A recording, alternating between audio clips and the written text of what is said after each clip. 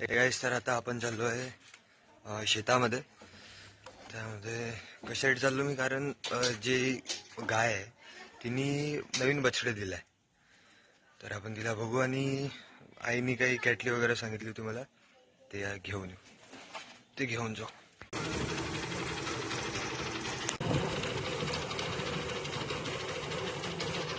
तर ते तुम्हाला सागाचे झाडं दिसत असेल समोर, ते आपलंच आहे. आणि आता माझ्या एका हाताने आता गाडी जमत नाही, कारण की एका हाताने व्हिडिओ एका हाताने क्लच, तर हे थोडी प्रॉब्लेम होते हे बघण्यात. तर आता बघू शेतात जाऊन आपण. तर मित्रांनो, आत्ता मी जस्ट इथे माझी गाडी उभी केली आणि जस्ट वावरात आता पोहोचलो आहे मी. हे मागचं जे पण आहे तिथून म्हणजे जिथपर्यंत तुम्हाला दिसत आहे तिथपर्यंत माझंच शेत आहे. तर हे तुम्ही जे मागे बघत आहे हे जे थोडं डार्क ग्रीन आहे ते सोयाबीन. ही जी इकडची आहे ते ज्वारी आहे. त्यामध्ये पण एक मिस्ट्री झाली आहे की आम्ही जेव्हा लावली तिला लावल्यानंतर काय झालं, आम्ही फवारा मारला. तन तन ठीक आहे. तर आपण तर आम्ही तणनाशक मारलं आणि माहित नाही, निघालीच नाही ती. तर हे हे हे थोडं झालंय. तणनाशक झालं, आम्हाला माहित नव्हतं की निघणारच नाही. हे म्हणजे पहिल्यांदा झालं आमच्यासोबत. तर हे माझ्या हातामध्ये थोडीशी कॅटली आणि हे, कारण की आत्ता गाईनी एक बछडी दिलाय आणि मी त्याचसाठी आलोय. तर बघू. आणि गाईचं तर ज्या गाईनी बछडी दिलाय तिच्यात नाव शीतल आहे.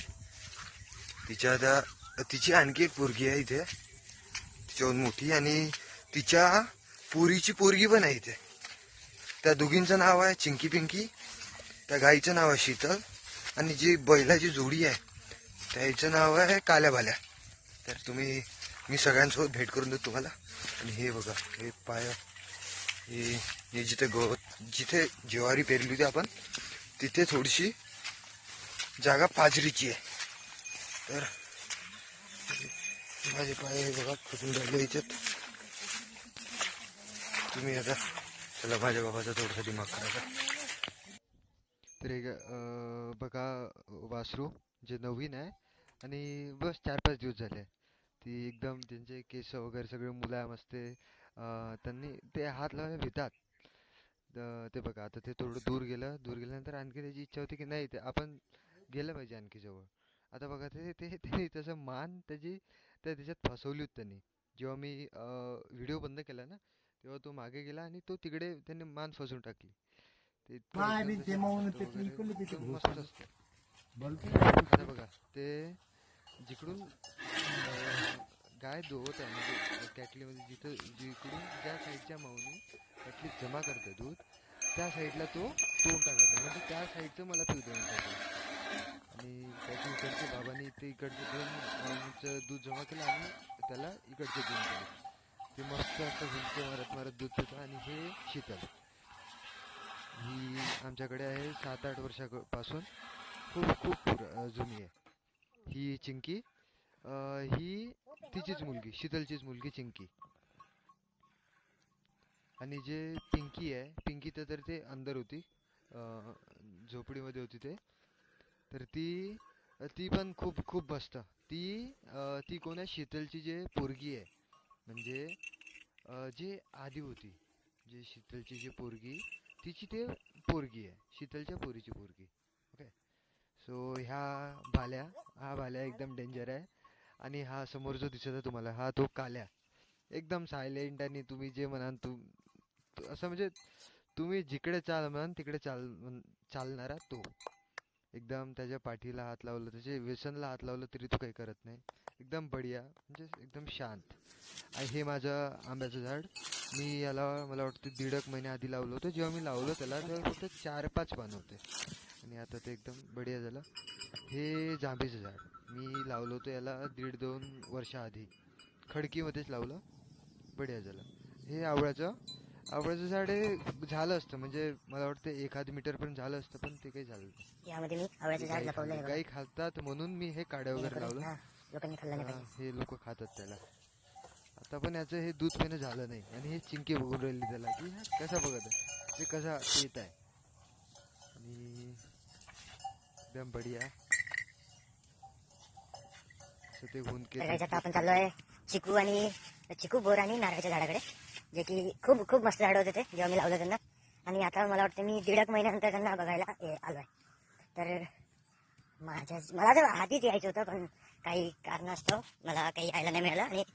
आणि इकडे खाली बघा, इकडे खाली आहे पराठी तूर, म्हणजे शेवटपर्यंत आहे. आणि इकडे जे वर आहे, इकडे वर अर्ध्याच्यात सोयाबीन आहे आणि अर्ध्याच्यात पराठी आहे. बढिया आहे. आणि नंतर एक मिनिट थांबा, आता आलं आहे आपलं झाड. मी चिकूला लावलं तर मागल्या म्हणजे 1.5 वर्षापासून लावलं, पण ज्या ठिकाणी आतापर्यंत होतं ते तिथे काही त्याची वाढ नाही झाली, काहीच नाही. एकदम त्याला पानं नाही फुटले, नाही मेलं नाही, पानं फुटले. पण आता मात्र काहीतरी वेगळं मला पाहायला मिळू शकते. वेगळं काही दिसत आहे का? पानं तर फुटले आहे, वेगळं पानं फुटले आहे. यार इथं गवत आहे, मला थोडं गवत साईडने करावं लागेल. हे बघा, हे वाला आहे चिकूचे झाड.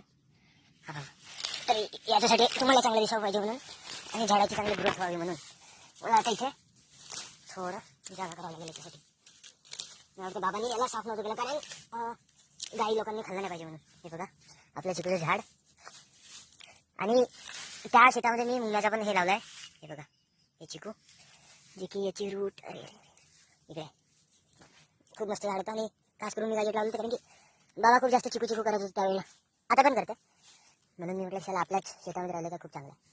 हे बघा, हे जे आहे ना, काय म्हणते ते मला वाटतं पानं आहे, पण हा पानच आहे ते. जाऊ द्या, असू द्या, चांगलं आहे, झालं मोठं झालं.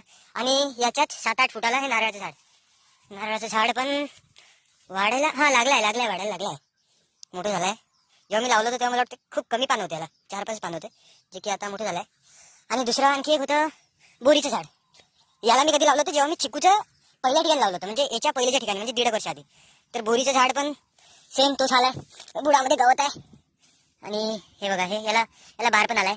बार म्हणजे काय असते की हा जर असला म्हणजे शेवटपर्यंत राहिला तरी यालाच बोर लागते, असं असतं. तर हे 3 झाडं, एक बोर, दुसरं नारळ आणि तिसरं चिकू. आणि झोपडीपाशी आंब्याचा आहे, आणि जांब आणि आवळ्याचा आहे.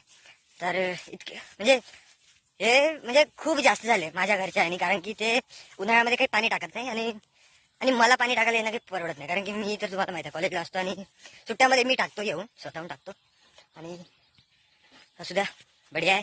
आणि आता आणखी लावीत मी, आता थोडं या साईडला लावेल, म्हणजे खोपडीच्या इकडे. तर चला, माझं काम झालंय. मी काय ज्याच्यासाठी आलो होतो, फोटो काढल्या वासरासोबत, त्याच्यावर थोडंसं इंटरॅक्ट झालो. आणि त्यानंतर माझे जे मी झाडं लावले होते ते बघितले मी. आणि बस बाबा आणि मी, ते लोक आणि बाबा, आई आणि मी आता गाडीवर वापस जातो. तर हेच होतं, तुम्हाला दाखवायचं होतं की नवीन वासरू कसं असते आणि ते कसं हुंदके देत दूध पिते. बस वासरू तुम्ही बघितलं असं, मग हुंदके जे आहे ते खूप रेअर बघायला मिळते. आणि आता लहान वासरू आहे, कमी देते. जेव्हा मोठं झालं म्हणजे 1-2 महिन्याचं, तर इतके बढिया दिसते आणि बढिया हुंदके बी देते. तर बहुत मस्त आहे. आणि मला तर मजा येते थोडं कधी, म्हणजे वावरत यायला, ते काम बिम. पण दररोज जे येते त्यांना खूप हे होते, त्यांना खूप त्रास येते. कारण की सेम तेच, सकाळी उठा, गाय धुवायला इथे या, गाय धुवल्यानंतर तुम्ही घरी जा, घरी जाऊन आंघोळ वगैरे करा, त्यानंतर डबल या, डबल त्यांचा चारा वगैरे करा, डबल तुम्ही 12 वाजता घरी जा. 11-12, 10-10:30 तुम्ही आले, अर्धा 1.5 घंटा, 1-1.5-2 घंटा करा त्यांचा चारा. त्यानंतर घरी जा, घरी जाऊन आणखी थोडं तुम्ही रेस्ट घ्या. आता त्यानंतर तुमचं जेवण वगैरे करा, हे ते करा. आणि त्यानंतर डबल या 3-4-5 वाजता, त्यांचं शेण वगैरे करा, दूध वगैरे आणखी धुवा, आणि 5-6-7 वाजता तुम्ही आणखी जा. बस हे असते. कधी कधी जर मधात जे आहे, आता जो एक माणूस जर ज्यांनी दूध धुतलं, तो एक तर दुसऱ्याला घेऊन येतो, नाही तर मग दुसऱ्याच्या हाती घरी दूध पाठवतो आणि म्हणतो की तू देऊन देशील. कारण की त्याला वखर बंडी इकडे तिकडे न्यायची असते, तर थोडं कसरत असते. तर कधी कधी त्याला मधात त्याला ब्रेक पण नाही मिळत, त्याला जेवायला पण टाइम नाही मिळत, असं असतं. तर शेती एक प्रकारची ठीक आहे, पण डेली साठी म्हटलं नाहीये, बरी नाहीये. तर गाईज आता आपण जाऊ घरी. आता घरी जाऊन आता गणपती विसर्जन आहे घरी, तर त्याचा ब्लॉग मी वेगळा टाकीन आणि ते बघण्यात तुम्हाला खूप इंटरेस्ट येईल आणि हे याच्यासोबत सोबत तुम्ही ते पण बघा. चला तर भेटू. आणि तुम्ही एक नोटीस केलं असेल की जे माझे जे व्लॉग्स होते ते हिंदीमध्ये होते आणि आता मी मराठीमध्ये बोलताय. तर काहून? कारण की मला माझ्या ऑडियन्स कडून कमेंट आली की तू हिंदीमध्ये बोलल्यापेक्षा तू मराठीत बोल, तुझी मराठीमध्ये इतकी बढिया टोनिंग आहे. तर मी म्हटलं ठीक आहे, तू जसं म्हणतो तसं, म्हणजे तुम्ही जसं म्हणता तसं. तर भेटू आपण घरी गेल्यावर.